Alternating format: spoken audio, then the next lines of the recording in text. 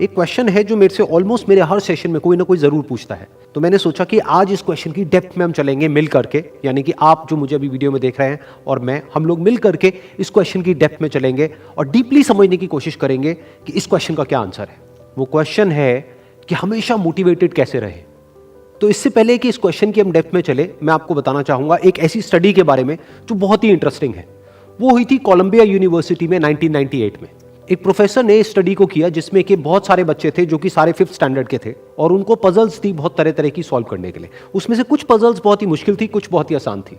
उसके बाद में जब उन बच्चों ने उन पजल्स को सॉल्व किया तो उसके बाद में सभी बच्चों को एक ही बात कही गई कि आपने बहुत अच्छा किया। बस यहां पर एक छोटा सा फर्क था। आधे बच्चों को उन्होंने कहा कि आपने इतना एक्स्ट्राऑर्डिनरी इसलिए परफॉर्म किया क्योंकि आप बहुत ही ज्यादा इंटेलिजेंट हो, और बाकी के जो आधे बच्चे थे उनको कहा गया कि आपने जो इतना एक्स्ट्राऑर्डिनरी परफॉर्म किया उसकी वजह थी आपका हार्ड वर्क। फिर उसके बाद में दोबारा से इन सब बच्चों को कुछ पजल्स दी गई सॉल्व करने के लिए, जिसमें से कुछ बहुत ही आसान थी और कुछ बहुत ही मुश्किल थी। अब यहां पर कुछ बहुत इंटरेस्टिंग निकल करके आया जो किसी ने एक्सपेक्ट भी नहीं किया था। वो बच्चे जिनको कहा गया था कि आप बहुत इंटेलिजेंट हो, बहुत स्मार्ट हो, उनको जब वो पजल्स मिली तो उन्होंने क्या किया, जो मुश्किल पजल्स थी उसको छोड़ दिया, आसान पजल्स के ऊपर काम करना शुरू किया और उसमें भी कुछ देर बाद ही वो बच्चे बोर हो गए। दूसरी तरफ से वो बच्चे जिनको कहा गया था कि आपने इतना एक्स्ट्राऑर्डिनरी परफॉर्म इसलिए किया क्योंकि आपने हार्डवर्क किया, उन्होंने सिर्फ आसान पजल्स को अटेम्प्ट नहीं किया बल्कि मुश्किल से मुश्किल पजल्स को भी अटेम्प्ट किया और सॉल्व किया।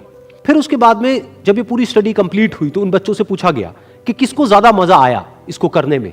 तो वो बच्चे जिनको कहा गया था कि आप बहुत इंटेलिजेंट हो, उनको मजा नहीं आया, यानी कि वो मोटिवेटेड नहीं थे। और वो बच्चे जिनको कहा गया था कि जो भी आपने किया वो अपने हार्डवर्क की वजह से किया, उन्होंने ना सिर्फ अच्छा परफॉर्म किया बल्कि वो एंड तक मोटिवेटेड भी थे और उनको मजा भी आया। अब ये स्टडी जिसके बारे में मैंने अभी आप लोगों को बताया, ये इतनी इंटरेस्टिंग इसलिए है क्योंकि ये जिस तरीके से हम सोचते हैं, हमारे थॉट पैटर्न को चैलेंज करती है। हम क्या सोचते हैं कि अगर हम पेरेंट्स हैं या हम टीचर्स हैं और अपने बच्चों को हम बोलेंगे कि आप बहुत इंटेलिजेंट हो, आप बहुत स्मार्ट हो, तो वो अच्छा परफॉर्म करेंगे। लेकिन इस स्टडी में एग्जैक्ट उसका ऑपोजिट निकल करके आया है। तो इस स्टडी में जो फैक्ट्स रिवील हुए उसको समझने के लिए हमको एक कॉन्सेप्ट को समझना पड़ेगा, जिस कॉन्सेप्ट को कहा जाता है लोकस ऑफ कंट्रोल। हुआ क्या कि जिन बच्चों को कहा गया कि आप बहुत ही स्मार्ट हो, बहुत ही इंटेलिजेंट हो, उनका जो लोकस ऑफ कंट्रोल था वो उनके अंदर नहीं था, उनके बाहर था। लोकस का मतलब है सेंटर ऑफ कंट्रोल, मतलब कि अगर वो स्मार्ट है, अगर वो इंटेलिजेंट है तो इसमें उनका खुद का कोई रोल नहीं है, वो उनके कंट्रोल से बाहर है।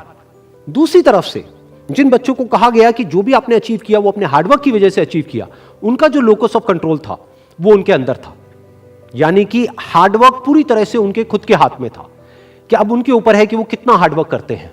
और ये सिर्फ इस स्टडी में निकल करके नहीं आया है, इस तरह की और भी बहुत सारी स्टडीज हुई हैं, बहुत सारी रिसर्चेस हुई हैं जहां पर एग्जैक्ट यही चीज निकल करके आई है कि अगर हम खुद को हमेशा मोटिवेटेड रखना चाहते हैं तो उसका सिर्फ एक तरीका है कि जो कंट्रोल है वो पूरी तरह से हमारे अपने हाथ में होना चाहिए। तो अब समझने की कोशिश करते हैं कि ऐसा क्या होता है कि जो कंट्रोल है वो हमारे हाथ से चला जाता है, और ऐसा क्या होता है जब कंट्रोल हमारे हाथ में आ जाता है।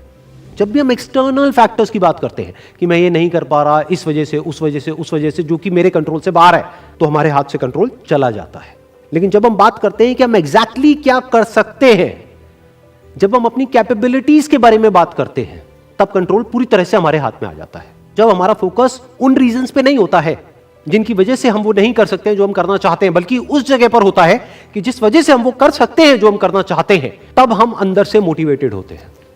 फॉर एग्जाम्पल, आप जिस भी फील्ड में हो, उस फील्ड में कुछ लोग हैं जो टॉप पे बैठे हैं। आपके पास में दो ऑप्शन है। एक, आप बोल सकते हो कि वो लोग, उनके अंदर कुछ स्पेशल है, उनके अंदर कुछ एक्स्ट्राऑर्डिनरी है, उनके अंदर कोई ऐसा टैलेंट है जो आपके अंदर नहीं है, या फिर उनकी किस्मत है जिसकी वजह से वो वहां पर बैठे हैं, या फिर उनके पास में कुछ था, किसी का सपोर्ट था जिस वजह से वो वहां पर है। अगर इसमें से ऐसा आपने कुछ भी बोला तो आप फंस गए। अब आप मोटिवेटेड नहीं रह सकते उस काम को करने के लिए जो आप काम कर रहे हो, क्योंकि अब कंट्रोल आपके हाथ से बाहर है। क्योंकि अब अगर आपके पास में वो है ही नहीं जो उनके पास में है, तो अब आप वो कैसे बन सकते हो जो कि वो बन चुके हैं।